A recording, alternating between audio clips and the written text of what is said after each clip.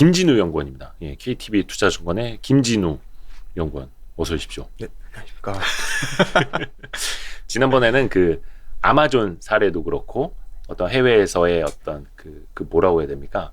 빅테크 말고 그 규제에 대해서 우리 되게 심도 있는 공부를 김진우 연구원하고 했는데, 오늘은 이커머스에 대해서 이야기를 해볼게. 그동안 많은 분들이 되게 아쉬웠던 게 이커머스 시장이 엄청나게 빠르게 성장을 하고, 해외도 그렇고, 이게 국내에 상장되어 있는 유통사들은 전통적인 백화점, 정통적인 이제 마트 위주로 하다 보니까 이커머스 쪽으로 투자할 게 없다. 이게 너무 아쉽다. 이런 이야기 많이 나왔었잖아요. 맞습니다. 쿠팡도 미국으로 가버렸고. 근데 이제는 쓱닷컴이랑 마켓컬리가 국내 증시에 이제 IPO를 올해 할 거란 말이죠. 맞습니다. 그래서 여기에 좀 초점을 두고, 그러면 그들 기업은 어떻게 봐야 하는지 하고, 그들의 경쟁 심화로 인해서 기존의 다른 유통 채널들은 이제 어떻게 될지 좀 이야기를 해보죠. 네, 그래서 제가 사실 자료 이번 자료 쓰게 된 계기는 이게 이제 12월 17일에 나온 자료긴 한데. 네, 맞습니다. 그래서 사실 2021년이 어땠는지를 리뷰를 한번 해보고 22년도 올해는 이커머스가 어떻게 될까, 이 안에 경쟁 강도는 어떻게 될 것이며 상장은 누가 준비를 하고 있고 얼마의 준비를 하고 있고 멀티플은 어느 정도 되고 이거 좋게 봐야 되냐, 이런 생각이 좀 들어가지고 써본 자료입니다. 일단 막 출혈 경쟁 이야기부터 나오는데 자료에서. 맞습니다. 그래서 피겨 3번 봐주시면 될 것 같습니다. 네. 딱 보면 차별화가 되어 가는 과정을 좀 보실 수 있다고 생각하거든요. 네이버, 카카오. 왼쪽은 돈을 벌고 있는 곳. 돈을 벌고 있는데 심지어 돈을 더 많이 벌어가고 이익이 증가하고 있는 기업들이고, 이익이 우상향하고 있고. 네. 근데 이 네이버랑 카카오도 전사를 가지고 온 게 아니고 네이버 쇼핑, 카카오 커머스만 떼서 이게 다 추정시 기반이긴 하지만 어쨌든 쇼핑과 커머스 부문만, 쇼핑과 커머스 부문만 가까운 거고.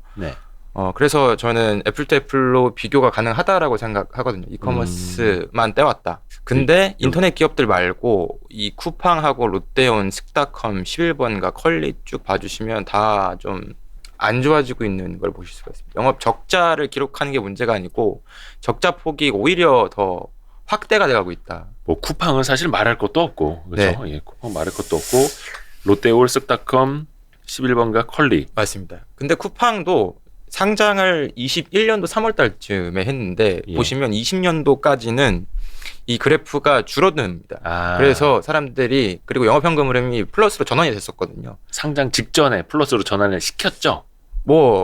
그렇게 볼 수도 있을 것 같습니다. 이게 상장을 해야 되니까 기업 가치를 높게 받으려면 기업이 지속 가능하구나라는 걸 보여줬어야 되는데, 영업현금 흐름이 그래서 중요하다고 저는 생각을 하거든요. 내가 영업한 돈이 플러스가 아니야. 영업을 했는데 돈을 아예 못 벌면 이건 말이 안 되는. 그러니까 금융이나 투자나 이거 다 빼고 영업을 해서 걷어들이는 현금이 얼마냐, 이게 이제 영업현금 흐름인데. 캐펙스 인정이다. 캐펙스로 돈 나간 다 빼자. 영업현금 흐름이 플러스가 전환이 되느냐가 중요한 포인트였는데 20년도에는 플러스 전환했습니다. 그리고 21년도 3월 달에 상장을 굉장히 높은 밸류 받으면서 했었고 80조 정도에 나왔었는데 지금은 주가가 공모가 대비해서 한 30%가량 빠져 있습니다. 한때 쿠팡 주가가 한 $50 넘었었고 시총도 막 그 100조 원 넘었었는데 지금은 주당 한 $25 지금? 맞습니다. 지금 1월 둘째 주인데 $25 거의 고점 대비 한 반토막. 맞습니다. $35 정도에 나왔는데 $25 지금 하고 있으니까 많이 빠졌죠. 그렇죠. 그래서 근데 이 차트 보시면 왜 빠졌는지 나오는 것 같거든요. 이게 올해 코로나19 영향이다라고 얘기를 하고 있긴 하지만 사실 쿠팡이 직접 다 풀필먼트 센터 운영하고 있고, 그래서 직접 고용하는 인원이 많으니까 다른 이커머스 업체들 비해서 일회성 비용으로 나갈 게 분명히 많다고는 생각이 듭니다. 그런데 저렇게 전환하는 건 좀 다르다. 그래서 사실 말씀드리고 싶었던 부분은 이 네이버, 카카오는 광고를 기반으로 하는 기업들이고, 사실 커머스 기본, 그러니까 전통적인 유통수수료 따먹는 모델로 돈을 안 버는 거죠. 광고비를 받거나. 그렇죠. 사실은 광고가 목적이고, 그래서 저는 비즈니스 모델에도 차별화가 나타났다라고 생각을 하거든요.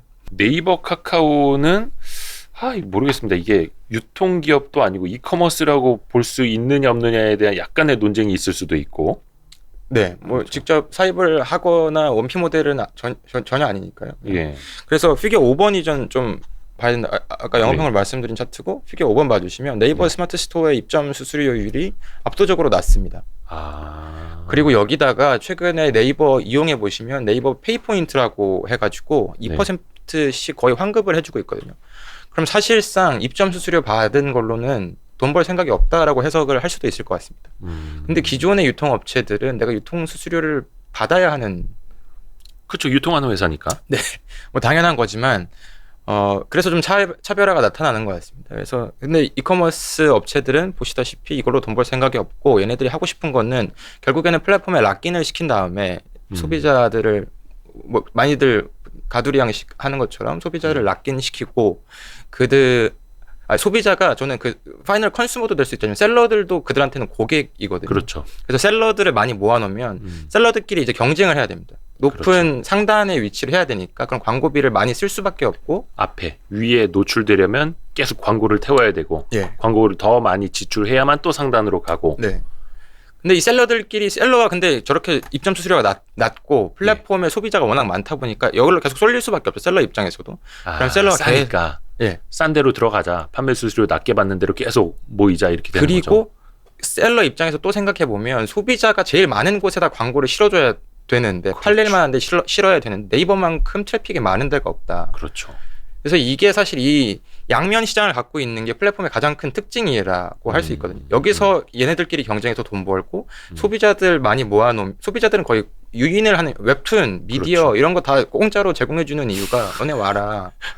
사람들 모으는 거죠. 네. 그래서 셀러들은 이제 여기서 광고를 태울 수밖에 없고 그래서 앞에 보여드렸던 차트 보다시피 얘네들은 그래서 영업이익이 이렇게 수수료를 낮게 받음에도 불구하고 쇼핑 부분에 이익이 계속 우상향을 하고 있습니다. 또 금융 서비스로도 계속 이어갈 수도 있는 거고. 그리고 어떻게 보면은 이제 비즈니스 구조 자체가 다른 거잖아요. 예, 맞습니다. 근데 이거를 전통적인 이커머스, 그러니까 전통적인 이커머스라는 표현도 사실은 좀 그렇죠. 좀 전통적인 유통업체랑 이제 이커머스들이 이제 이런 비즈니스를 또 이제 할 수 있느냐, 어떻게 차별화할 거냐, 이제 그거를 봐야 되는 건데. 그래서 저는 그러면 광고를 네이버랑 카카오만 할 수 있는 거냐? 저는 그렇게 생각하지는 않거든요. 결국에 인터넷에 트래픽만 있으면 소비자들만 모아놓은 그 가두리 양식이 돼 있으면 거기다가 광고로 돈 버는 건 당연한 얘기고 제가 그 디지털 광고 시장 점유율을 하나 갖고 와봤는데 2023년도가 되면 눈에 띄게 올라오는 기업들은 한 2개 정도 있는 것 같습니다. 알리바바랑 아마존 정도인 것 같은데요. 요 주황색이 아마존이고 알리바바가 어디냐? 요 위에 있는 거구나. 9.5%. 맞습니다. 그러니까 이커머스 하고 있는 업체들이 그러니까 기존에는 구글, 페이스북에서 사실 양분하고 있는 미국 시장을 보면 디지털 광고 시장이 구글하고 페이스북 정도가 나눠먹는 시장이었는데 이제 아마존이 세 번째 사업자로 쭉 치고 올라오거든요. 그렇다라고 하는 거는 이커머스가 점차 이제 광고 플랫폼이 돼가고 있다.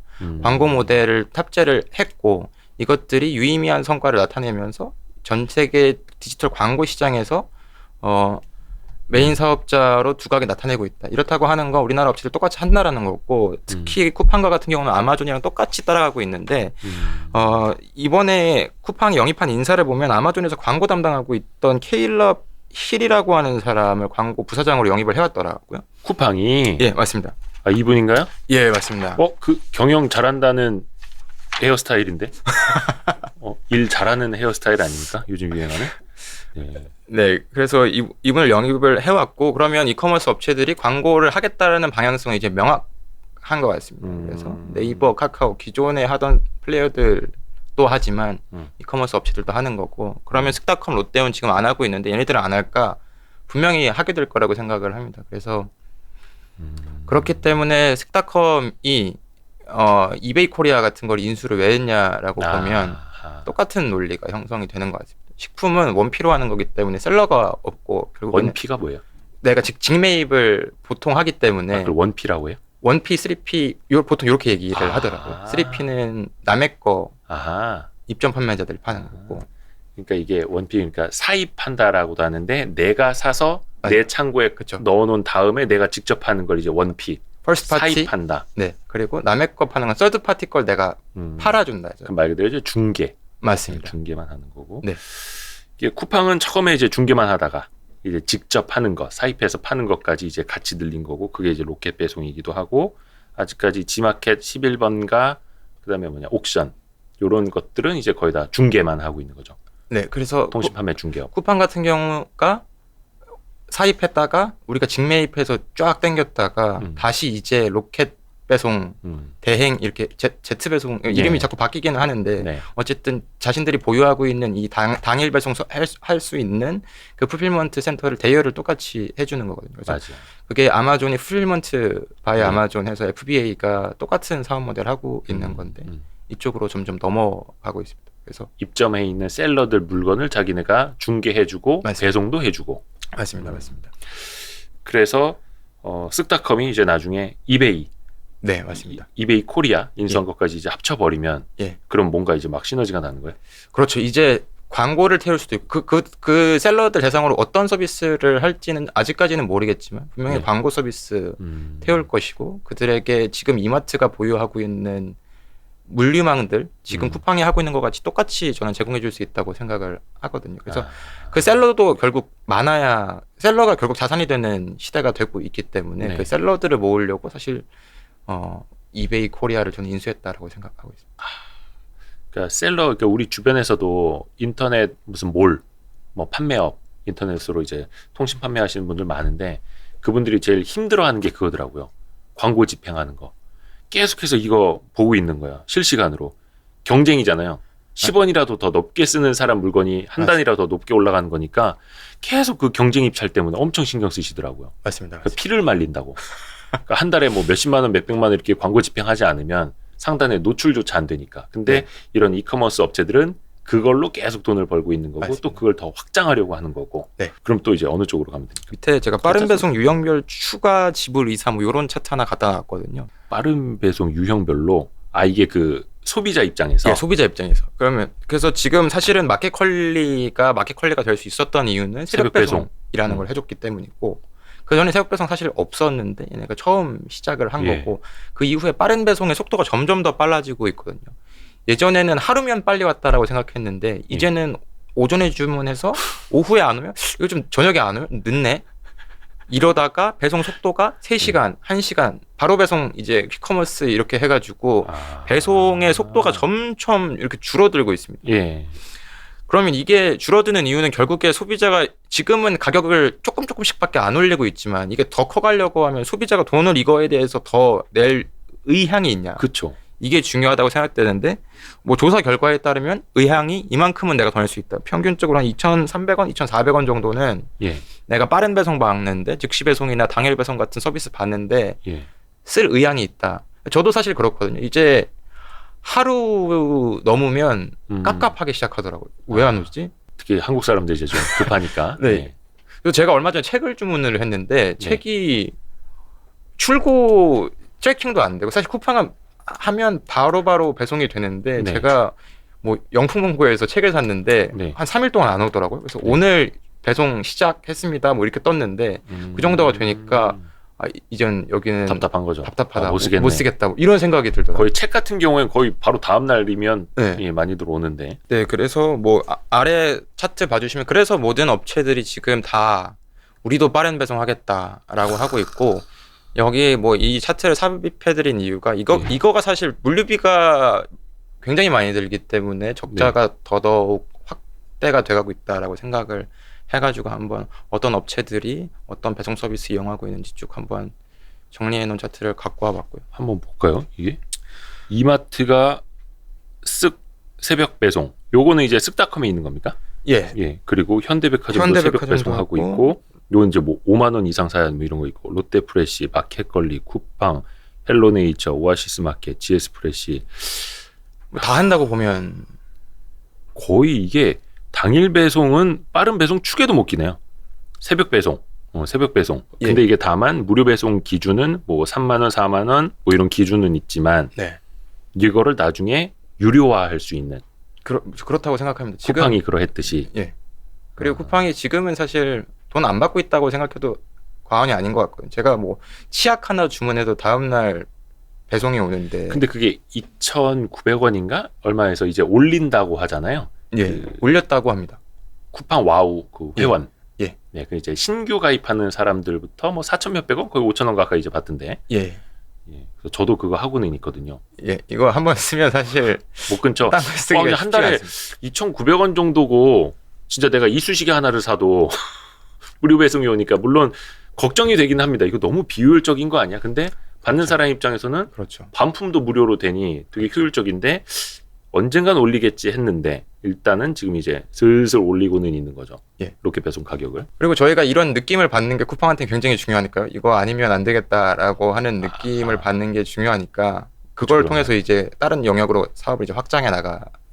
그럼 이제 쿠팡은 이 사람들이 요 정도는 싸게 느끼는구나. 예. 좀 더 올려도 되겠구나. 예. 요 돈 받아서 또 딴 걸로 확장해야지 이런 식으로. 저는 4,900원 사람들이 뭐 심리적인 저지선 뭐 그런 게 있었을까 싶을 정도로 4,900원도 싸지라고 아마 저는 사실 그렇게 생각하거든요. 이게 배송비 그렇죠. 하나만 시켜도 2,500원인데 맞아요. 여기는 뭐 제가 한 번 이상씩은 시키니까요. 그렇죠. 무료 배송, 무료 반품도 되니까. 예.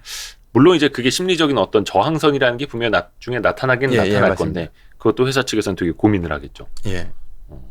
다른 경쟁사에게도 뭔가 되게 시사점이 될 테고. 그리고 제가 앞에 뭐 설명 안 드린 부분이 하나가 있는데 예, 말씀해 주세요. 그 영업 현금 흐름 얘기 조금 하려고 영업 현금 흐름. 예, 맨 마지막 단락 좀 봐주시면 될 것 같습니다. 그러면은 이커머스, 그러니까 네이버, 카카오 빼고 봐보자라고 해서 얘네들의 영업 현금 흐름을 비교를 해봤는데 네. 이마트랑 저는 사실 유통 담당자보다 보니까 이마트 롯데쇼핑 얘기를 적은 거일 수도 있지만 한번 봐주시면 예. 이마트랑 롯데쇼핑은 각각 올해, 그러니까 21년도 전망치라고 봤을 때 각각 한 3조 원 정도 그리고 1.6조 원 정도 영업현금 흐름 플러스 날 거다. 이 안에는 롯데온하고 스타컴 영업적자폭 확대하는 거를 포함을 시켜 놓은 수치입니다. 아하. 그래서 얘네들은 현금이 빠르게 증가한다. 뭐 이런 얘기를 오히려 YOY로 증가를 한다라고 써놓은 거고요. 네. 쿠팡 같은 경우는 누적 영업현금 흐름이 순유출로 2,300억 정도 마이너스 전환했다. 사실 그걸 좀 포인트 삼고 싶었고 작년과 같은 경우는 아까 말씀드렸듯이 순이익 6천억 정도 했는데 마이너스 전환을 한 거다. 그래서 우리나라가 이커머스 시장을 얘기를 할 때 유독 파편화돼 있다라는 얘기를 많이 듣고 그래서 경쟁이 치열하다. 그럼 누군가는 경쟁에서 나가 떨어져야 되는데 떨어질 만한 사업자가 있냐. 이마트랑 롯데온은 떨어져 나가지 않는다라는 게 제 생각이거든요. 돈을 계속 벌고 있기 때문에 아니다. 그래서 경쟁 강도가 낮아질 것 같지 않다. 예전에 쿠팡이 사실은 쿠폰 저기로 먼저 시작했던 거잖아요. 그때 티몬, 그다음에 저 위메프, 예, 소셜 커머스, 소셜 커머스 3사 이렇게 시작을 해서 그 소셜 커머스 3사의 치킨 게임이 머지않아 끝난다. 예. 이 기사를 제가 한 8년 전에 썼었거든요.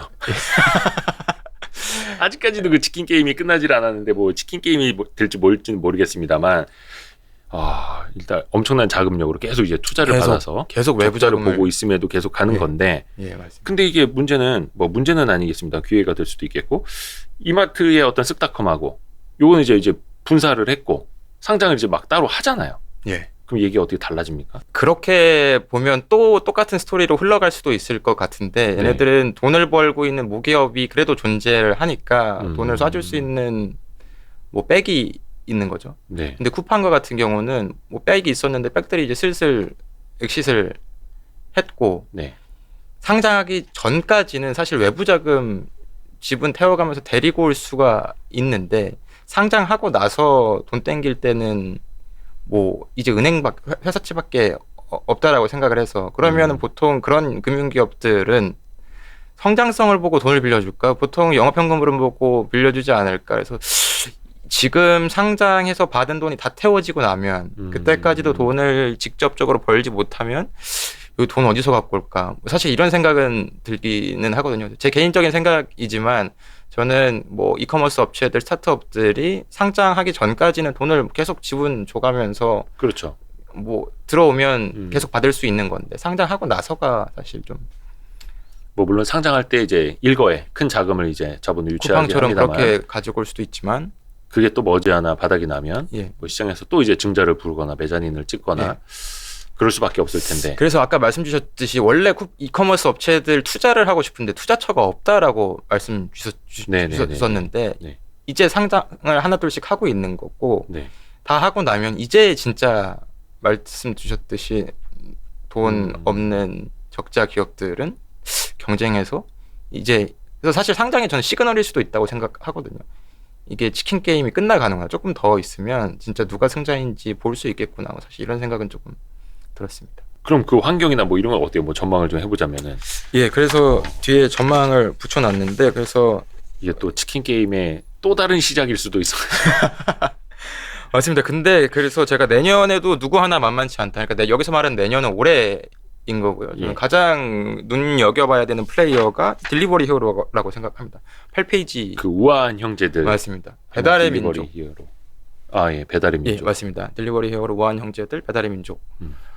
그래서 배달의 민족 앱이 코로나19 때문에 폭발적인 성장을 한 게 사실이고 지금 네. 사실 앱 들어가 보시면 이제는 배달 앱이라고 볼 수가 없습니다. 다양한 카테고리들이 있는데 네. 거기 클릭하고 들어가 보면 그냥 이커머스 앱이랑 똑같거든요. 그래서 그 피규어 15번 같은 거 봐주시면 우한 형제들에서 MD를 직접적으로 채용을 하고 있습니다. 물건 직접 떼오겠다. 예.